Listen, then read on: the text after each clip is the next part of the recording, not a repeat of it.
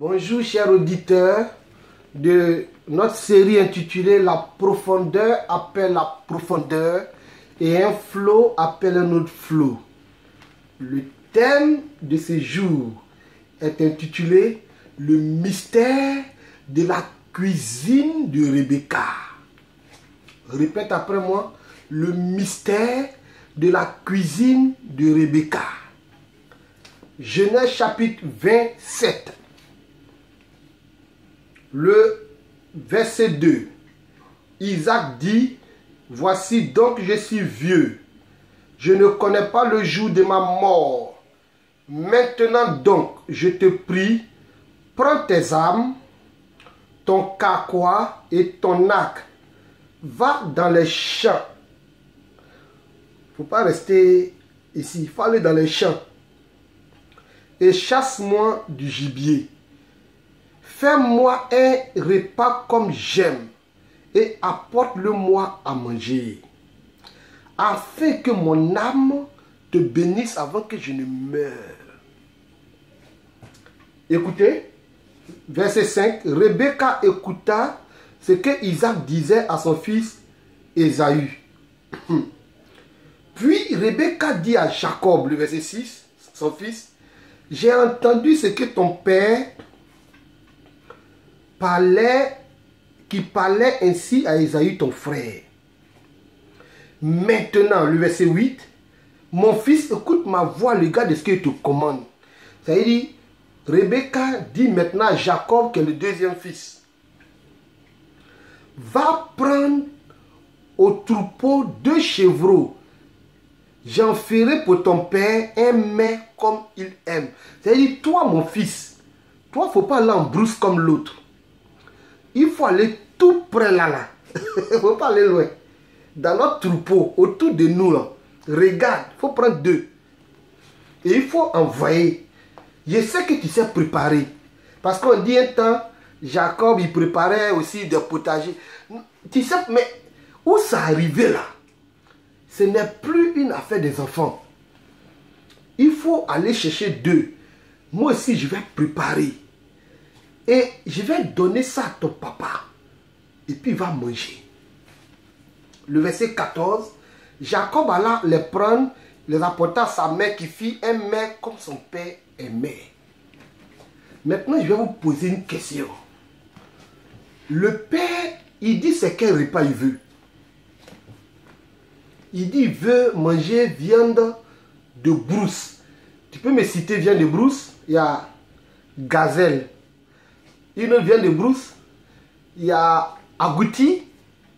Une autre viande de brousse, il y a biche.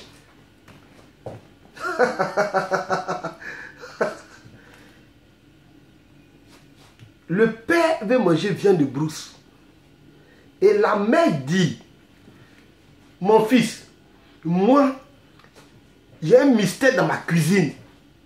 Il faut aller chercher viande domestique. Quand il est fini de préparer, ça aura odeur de viande de brousse. Ton papa ne va pas faire la différence. Rebecca vient de révéler au monde entier que tu n'as pas besoin de viande de brousse pour faire sauce de viande de brousse. Écoute-moi. Pour créer odeur de viande de brousse, on n'a pas besoin forcément d'aller au champ pour aller prendre viande de brousse. Tu peux prendre mouton. Dans la cuisine de Rebecca, quand tu finis de préparer, ça donne le goût d'agouti, ça donne le goût de gazelle. Rebecca vient de révéler quelque chose de grand. Cher auditeur de la profondeur, appelle la profondeur. Autour de toi, dans ton troupeau, il y a des choses que tu peux utiliser pour donner une autre odeur, pour donner une autre atmosphère autour de toi. Le Père voulait une atmosphère de viande de brousse pour déclencher la bénédiction. Mais dans la cuisine de Rebecca, On a pris chèvre pour créer l'atmosphère de viande de brousse.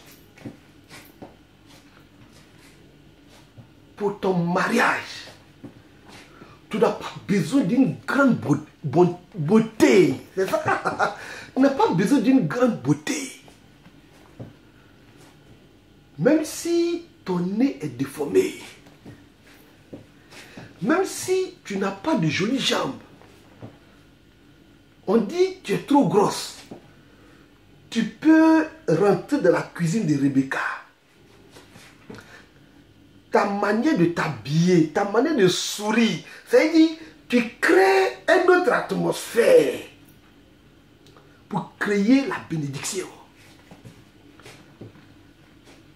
Tu n'as pas besoin d'habits chers pour que les gens t'apprécient. Dans ton troupeau, dans ta valise d'habits, il faut prendre d'autres, tu vas bien repasser. Il faut agencer les couleurs.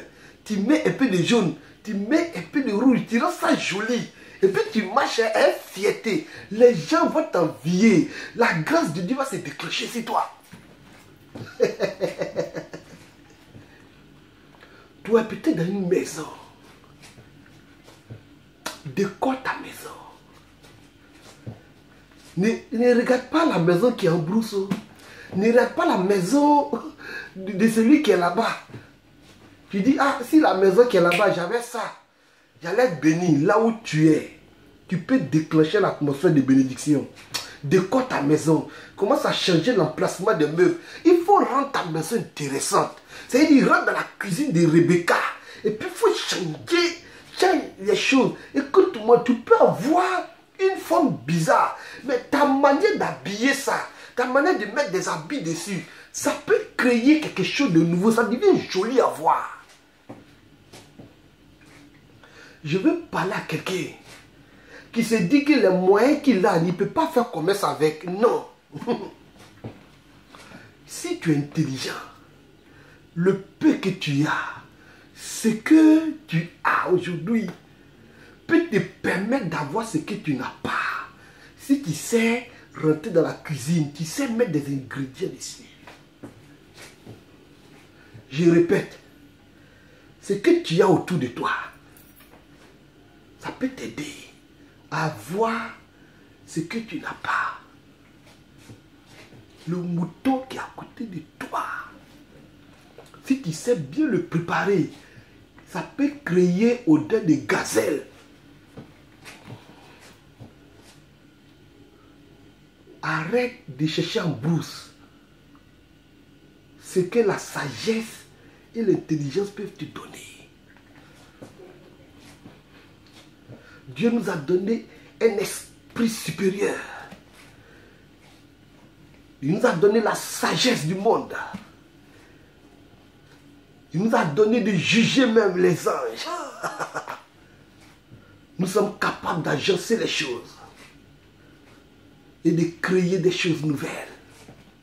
Nous sommes capables de disposer les choses qui n'ont point de valeur et créer des choses grandes. La Bible dit, la pierre rejetée, c'est-à-dire c'était pas important, où ils ont jeté par les bâtisseurs. Mais c'est tombé à un endroit, quelqu'un a récupéré, n'a rien payé. Il a pris pour créer l'angle la plus importante de la maison.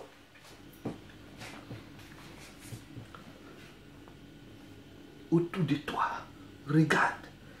Quand tu écoutes cette vidéo, commence à réfléchir, fais la liste de tout ce que tu as et réfléchis ce que tu peux faire avec. Fais la liste de tout ce que tu as, car ce que tu as peut te permettre d'avoir ce que tu n'as pas. Tu as un beau sourire, il faut joindre ça un peu à ta démarche, et puis tu portes un habit multicolore, c'est joli à voir. Hey! Ne cherche pas à dire non s'il y avait un joli nez. Non. Ce que tu as peut te permettre d'avoir la grandeur. Que Dieu vous bénisse. C'était le révérend Daniel Tekri depuis la ville de Paris dans le 93e. Noisy-le-Grand. Ciao. On est à demain.